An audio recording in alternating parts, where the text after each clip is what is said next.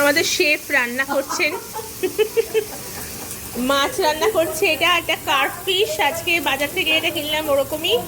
আচ্ছা সৌভিক, না না না ঠিক আছে, না ও তো আমার সাবস্ক্রাইবার। না না ছবি তুলিনি, আমি ছবি তুলছি না, এটা হচ্ছে যে ও আমার সাবস্ক্রাইবার।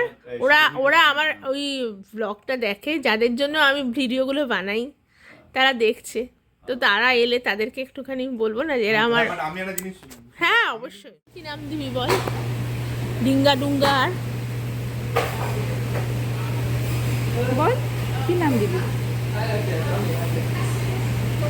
R you sleepy? ঠান্ডা লেগেছে। হ্যালো বন্ধুরা, সবাই কেমন আছো? আগের নায়াগ্রা ফলসের ব্লগটা কিরকম লেগেছে কমেন্ট করে তো তোমরা জানাচ্ছ, লাইক দিয়েও জানাচ্ছ। Thank you for all of your support. তো নায়াগ্রা ফলসের পরের দিন আমরা আর কোথাও বেরোইনি, তাই বাড়িতেই বাবাই করলো হচ্ছে পুল পার্টি। একটা পুল বানিয়ে দিল পুরো জল দিয়ে, আর সেখানে বাচ্চাগুলো নাচানাচি করলো, সাথে সুজয় আয়ুষী বাবাই ওরাও নেমে পড়েছিল। আমাকে বলেছিল কিন্তু আমি আর নামিনি। এখানে বাবাইয়ের যে ব্যাকইয়ার্ড, সেখানে বেশ কিছু ফলের গাছ ফুলের গাছ রয়েছে, সেগুলোই ঘুরে ঘুরে দেখছি সকালবেলা উঠে। আর ওই যে ওই ফুলটা রেডি হচ্ছে, ও প্রিপারেশন নিচ্ছে সকাল থেকে। তবে জলটা খুব ঠান্ডা ছিল, গরম জল পরে আবার আলাদা করে সে ঢেলেছে, তার কারণ জলটা কিছুতেই তোমার মানে ঠান্ডা না হলে ওখানে স্নান করতে পারবে না। আর আমার মুখটা দেখো, পুরো ট্যান খাওয়া পোড়া একটা মুখ। এখানে যেভাবে স্কিন ট্যান খায় জাস্ট ভাবতে পারবে না, সাংঘাতিকভাবে। অনেক সানস্ক্রিন লাগালেও দেখলাম আমি পুরো পুড়ে গেছি। গোবল তো পুরো পুড়েই একদম কাকের মতো হয়ে গেছে।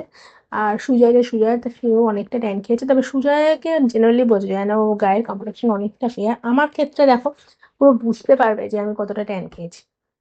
এই সমস্ত করার পরে যতক্ষণ ফুলটা হচ্ছে তৈরি, ততক্ষণের মধ্যে আমরা চলে গেছিলাম সামনেই আরেকটা সুপার মার্কেট। এটাও একটা চাইনিজ সুপার মার্কেট, এটা হুইটবিতে, এটা টিএনটি না। এইখানে এসে আমরা আয়ুষী আর বাবাইরা এখন এখান থেকেই মাছ কেনে। আর এখানে সুবিধা হলো কি বলতো, এরা বেশ মাছটা কেটে আশপাশ ছাড়িয়ে দেয়। তো এই যে মাছটা কিনলাম সেটা ছিল গোলসা ট্যাংরার মতো খেতে। আর এই দেখো সব মাছ, দেখেছো জ্যান্ত জলের মধ্যে ঘুরে বেড়াচ্ছে।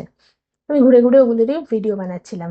তো রিসেন্ট একটা পমফ্রেট মাছ খেয়েছি, যেটা কালকে আমি একটা ভিডিও দিয়েছিলাম ফেসবুকে। পমফ্রেট মাছটাও কিন্তু বেশ ভালো স্বাদের, বলতে নেই, খাওয়া যায়। আরেকটা, তো এই গোলসা ট্যাংরা মাছটা কিন্তু খেতে সত্যি একদম গোলসা ট্যাংরার মতো।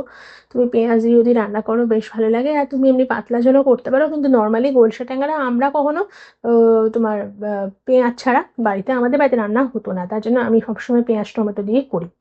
আর এটা এক ধরনের কার্ভ ফিশ, দেখে একটু জ্যান্ত রুই মাছ থাকে না আমাদের বাজারে, ওই রিং রিং কাটা ওরকম লাগছিল। আয়ুষী বললো হ্যাঁ এর মধ্যে নিয়ে নিতে পারো, তো নিয়ে নিলাম আমি যথারীতি একটা মাছ। কিন্তু রান্নাও করেছিলাম, সেটার ভিডিওও দিয়েছিলাম আমি সোশ্যাল মিডিয়াতে। বাট টেস্ট আমার কখনোই লাগে না, আমার কোনো কিছুরই টেস্ট লাগে না। যেরকম ধরো দইগুলো যেগুলো খাই, সাবেরা দহি বা নানক দহি বা এখানকার যেই দইগুলো নিয়ে এসে খাচ্ছি, কোনোটাতেই আমি স্বাদ পাই না। প্রত্যেকটাতে আমার একটা কোনো স্মেল লাগে। জানি না এটা আমার ক্ষেত্রেই কেন হয়, বাট আমি পাই।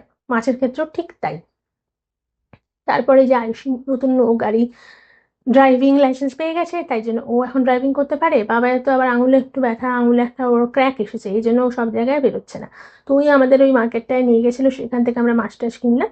তারপরে আমরা বাড়িতে ফিরছি, আর এর মধ্যে রেডি হয়ে গেছে আমাদের পুল। সেই পুলের মধ্যে সবাই দেখো নাচতে শুরু করে দিয়েছে। আর সামারে এখানে বেশ সবাই পুল করে ব্যাকইয়ার্ড থাকলে বাড়িতে সুন্দর করে এনজয় করতে পারে। আমাদের ক্ষেত্রে ব্যাকইয়ার্ড থাকলেও এই ধরনের অপশনস কম, যেহেতু আমরা রেন্টেড অ্যাপার্টমেন্টে থাকি। এখনও এই ধরনের জিনিসপত্র আমরা আমাদের পক্ষে সেটা সম্ভব নয়, তাই ওদের বাড়িতে গেলেই এই আনন্দগুলো উপভোগ করা সম্ভব। তবে ওই রেন্টেড প্রপার্টি হলেও ব্যাকইয়ার্ড আমার আছে, আমারও 3টে তলা, কিন্তু সত্যি বলতে পা এত ব্যথা করে। আমি সুজয়কে বলেছি এর থেকে অ্যাপার্টমেন্ট নাও আমাদের জন্য, যারা আমরা এখানে নন রেসিডেন্সিয়াল, মানে বলতে পারো যে আমরা যেখানে পার্মানেন্ট রেসিডেন্ট নই, তাদের জন্য যারা রেন্টেডে থাকে তাদের ক্ষেত্রে ওটাই ঠিক আছে। চাকরি করো তারপর কখন বাড়ি চলে এসেছে। ওই যে মাছটা যেটা আমি কিনেছিলাম না, ওরকমই দেখতে আরেকটা মাছ ওদের ছিল, সেই মাছটা রান্না করছে। মাসুমিকে বলছে মাসুমি তুমি তো শেফ, কি দিয়ে মাছের ঝোল রান্না করছো? শোনো আমি নিজেও মাছের ঝোল রান্না করি, কিন্তু মা বা মাসিদের হাতের যে রান্নার স্বাদ না, একদম তোমার সাধারণ অর্ডিনারি মাছের ঝোল, সেটারও একটা টেস্ট হয় যেটা না আমার হাতে আসে না। এটা আমি দেখেছি লক্ষ্য করে। এটা হয়তো অভিজ্ঞতা বলতে পারো, ওই যে বা মাদের রান্নার যে একটা স্বাদ বলতে পারো, সেটা কিন্তু আমার রান্নায় যতই আমি ভালো কালার আনি বা যাই করি, সেই টেস্টটা আসে না। মাসুমনি এত সুন্দর পাতলা ঝোল রান্না করে, তাও কিন্তু মাছের টেস্ট দারুণ লাগে, মাছের ঝোলের টেস্টটা।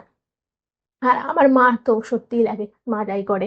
মা বসে আছে। আর এই যে অ্যাকোরিয়ামটা, সেটা ওদের নতুন এসছে বাড়িতে, এটা আয়ুষী নিয়েছে, বাবাইকে বার্থডেতে গিফট করেছে।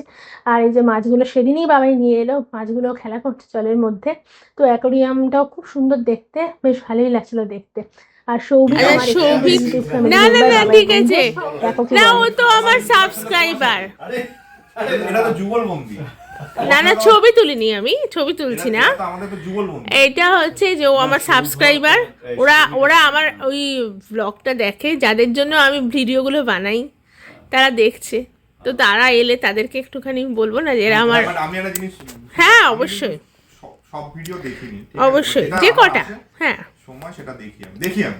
হ্যাঁ, ঠিক আছে। Thank you. আর তোমার ওই মাছের দোকানটা যেটা সুজয়দা নিয়ে যায়, যেখান থেকে সবজি কেনে, ওটা আমার মুখস্থ হয়ে গেছে, কোনায় লেখি থাকে দেখে দেখে।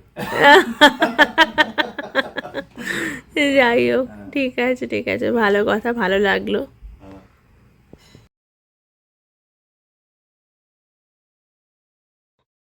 তারপরে পরের দিন যেদিনকে চলে আসবো, সেই পরের দিনকে সকালবেলা উঠে গোবো বলে, আয়ুষী হঠাৎ করে ওর মাথায় কে এলো, ও বললো না ওদের একটু চুল টুল বেঁধে সাজাই। তাই এদের খোঁপা বাঁধা শুরু হলো। গোবলের চুলটা নিয়ে বসে গেছে হচ্ছে মাসিমণি খোঁপা বাঁধতে, আর রায়ের চুলের খোঁপা বাঁধছে হচ্ছে আয়ুষী। আর মাকে দেখো, ব্যস্ত মনে সে একেবারে উল নিয়ে বসে গেছে। যখনই সময় পাচ্ছে তখনই সে সোয়েটার বুনতে শুরু করে দিচ্ছে, কি আর বলবো। আর 3 মাস আগে থেকেই বলছে এই তো আমি কালকে চলে যাবো, এই তো কালকে চলে যাবো, সোয়েটারটা কমপ্লিট হবে না।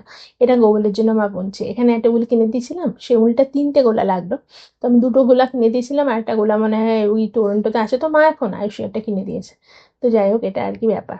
আর দেখো সত্যি খোপাটা কি সুন্দর। এরকম ধরনের অ্যাক্সেসরিজ ইন্ডিয়া থেকে নিয়ে এসেছে ও।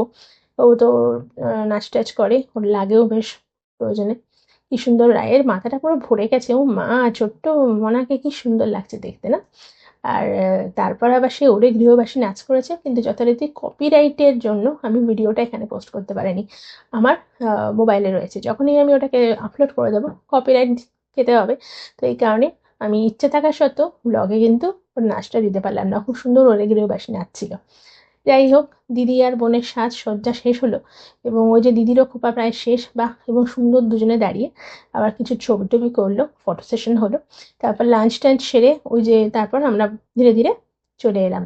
চলে গেছিলাম হচ্ছে ওইখানেই একটা লেক সাইডে, হুইটবি, ওই অন্টারিও লেকের বিচটায়।